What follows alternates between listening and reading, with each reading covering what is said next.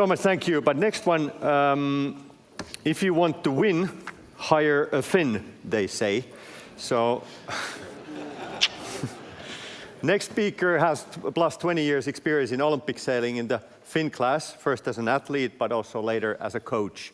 And he's currently working within the Finnish Sailing and Boating Federation in youth programs and a coach development. And today we will hear story of a bumpy ride to become a professional sailor. Take it away, Mr. Tapio Nirkko.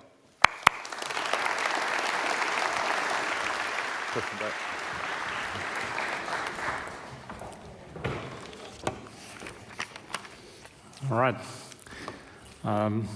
It's an honor to be on the stage with all the great speakers today and also the audience. A lot of experience in sailing. Today I go briefly through my own personal bumpy road in Olympic sailing, and I tried to squeeze it in like 12 minutes.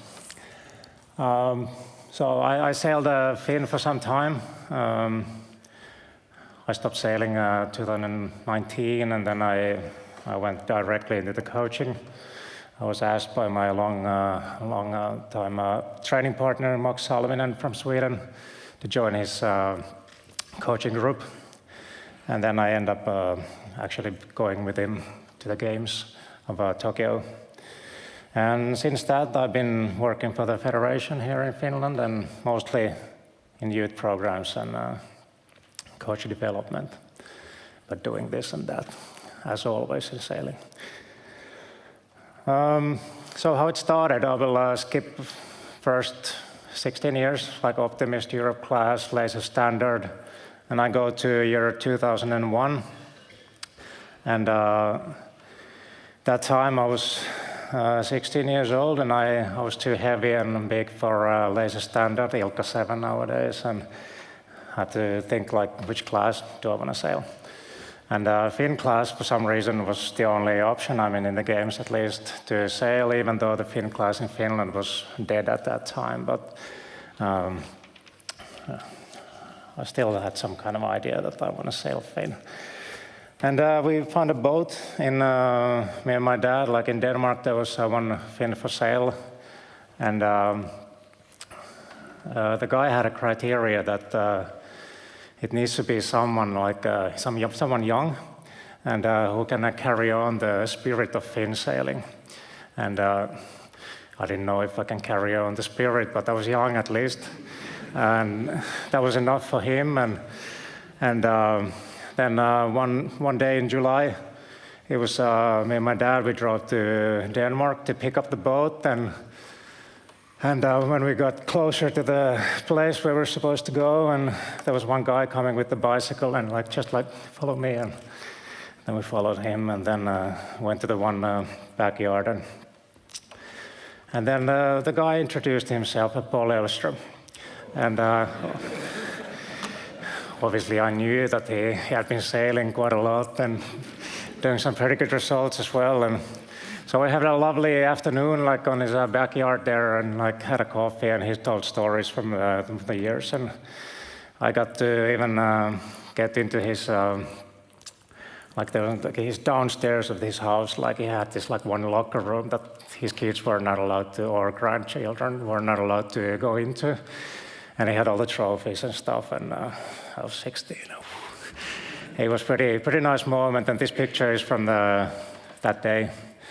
And the only problem with the boat was that it didn't have a trolley, because he had his own launching system, like from his backyard into the water. So he was only using the boat like from his backyard to sail, and so I had to get a trolley like on top of that.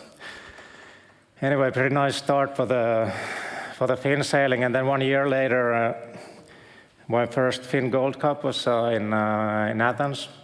And already by that time, like Ben Ainsley had done some results, and then eventually became kind of replacing Paul as like the most decorated sailor in Olympic sailing.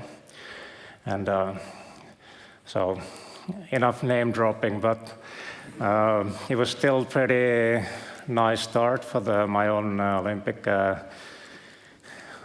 career, and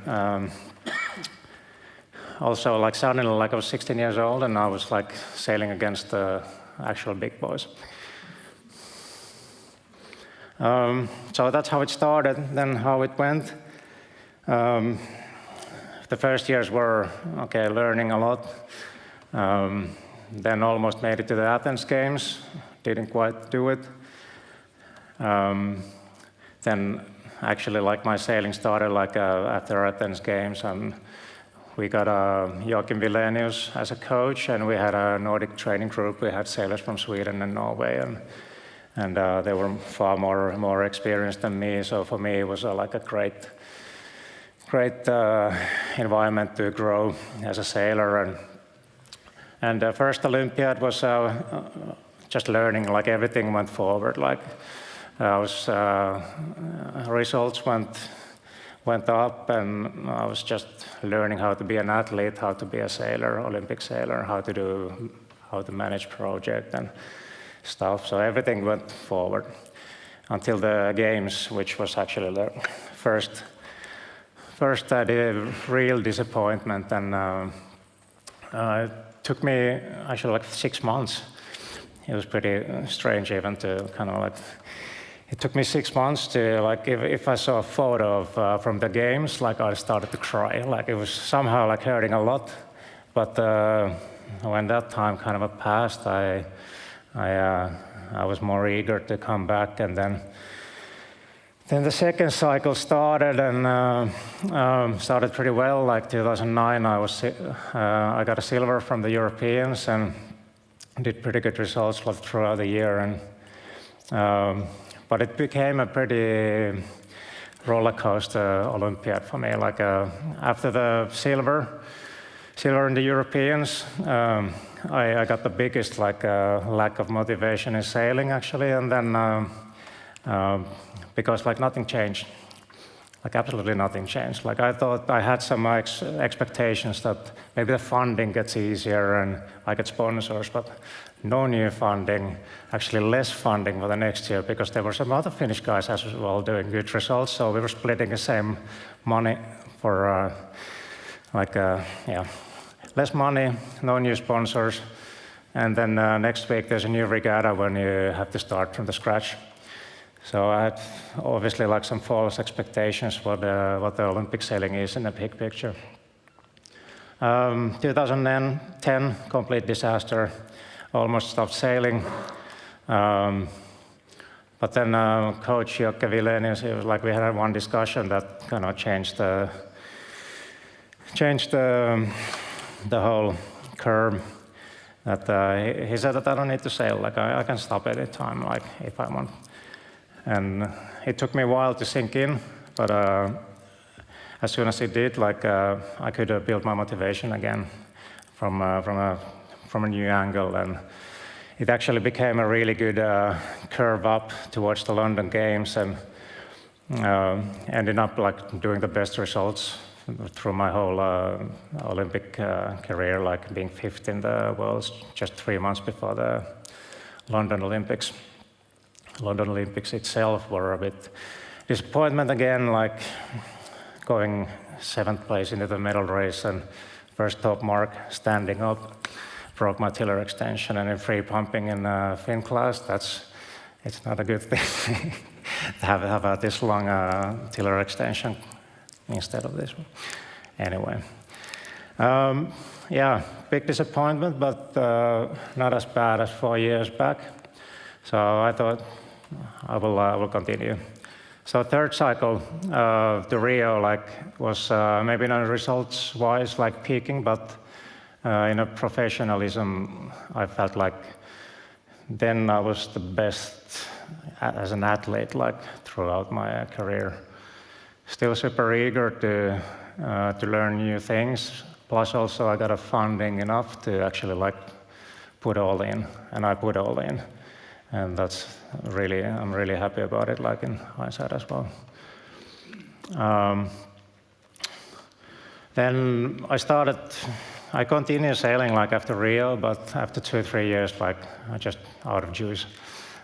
Then I felt like I had tried everything, and the project management was just too heavy for me. And so it was enough for me that time. Next slide is some of my highlights from my career. And as Sampa said, that everybody loves fuck-ups, so I'm going to share you one now.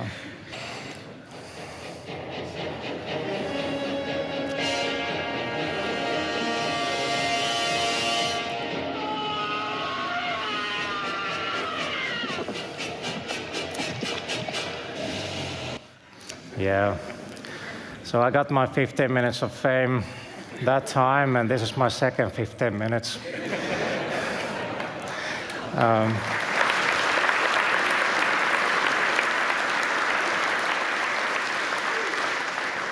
And maybe the young, you don't maybe know, but Eurosport Watch was like super funny thing. Like, you know, on a Eurosport they had like these clips and you know, like Black Centerboard and Jaws instrumental. Yeah.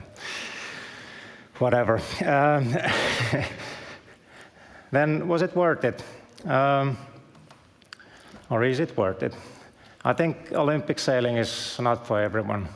The amount of work you need to put in, and like if you don't like the work, or if the work feels like a sacrifice too much, and you don't feel joy for the prioritizing your time for the things that actually like take you forward as an athlete, then maybe it's not for you. It's pretty rocky road to take.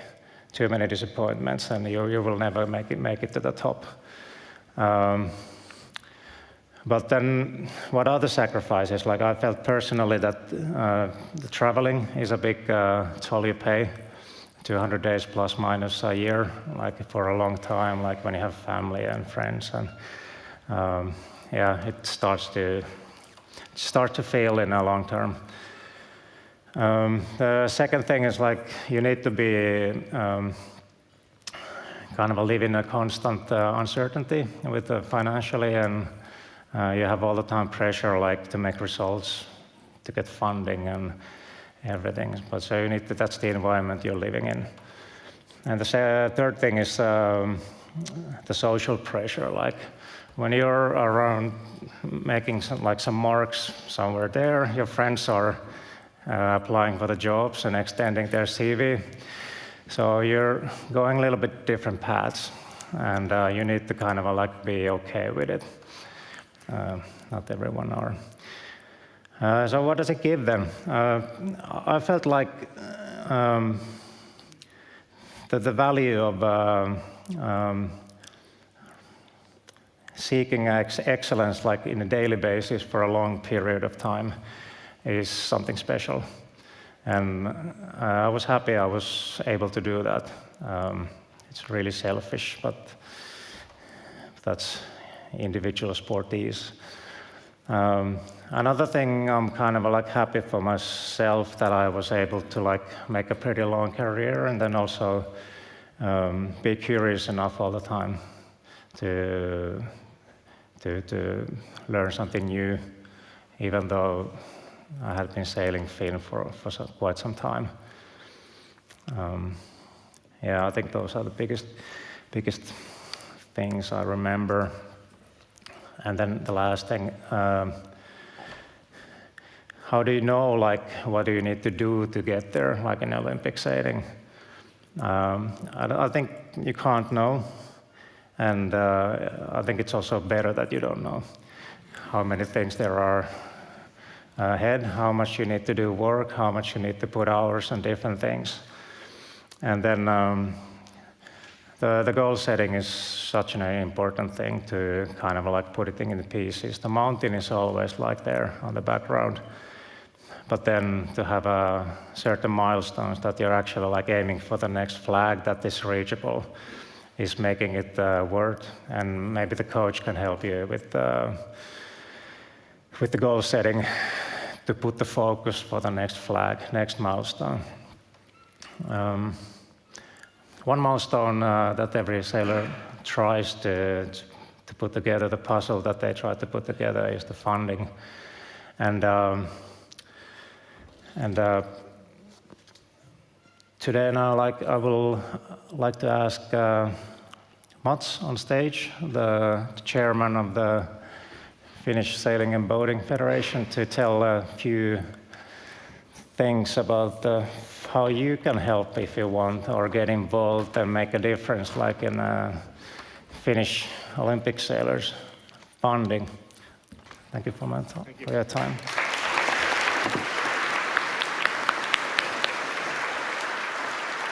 Thank you, Tapsa. Great speech. Unlike the German lady Mikke was talking about, who asked, "Who are you?" I would like to ask, "How are you now?" Is the feeling good here in the audience? I hope so.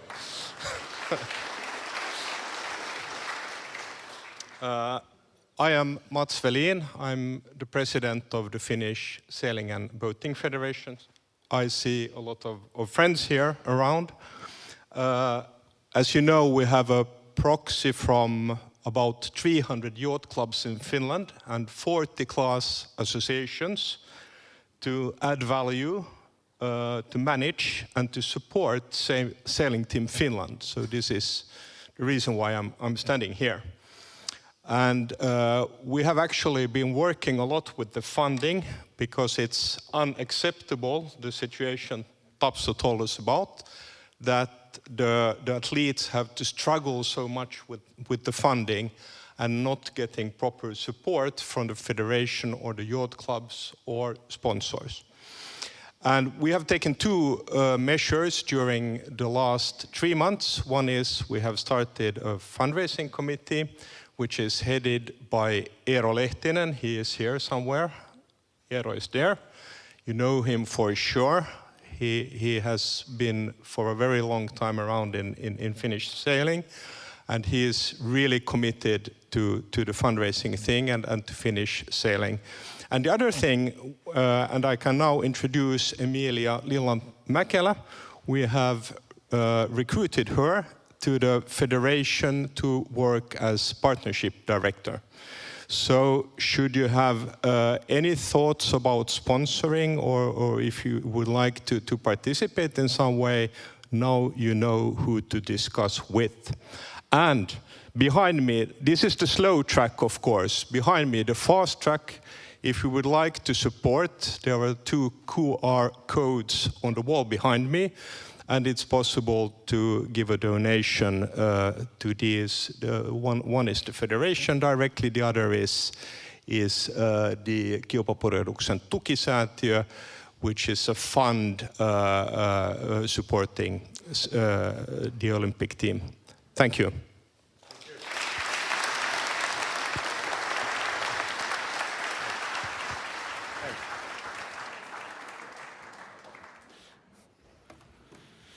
Thank you, guys. That was the Sailing Federation, and Sailing Federation Finland has been our partner since the beginning of the Classic Yacht Symposium. But talking about the partners, I would like to also thank all the volunteers and clubs who have been making this event possible. And we already gave a short ad about the Goose magazine. So thank you for Oliver and of course the Robert Birkin Classics to be one of our big sponsors here.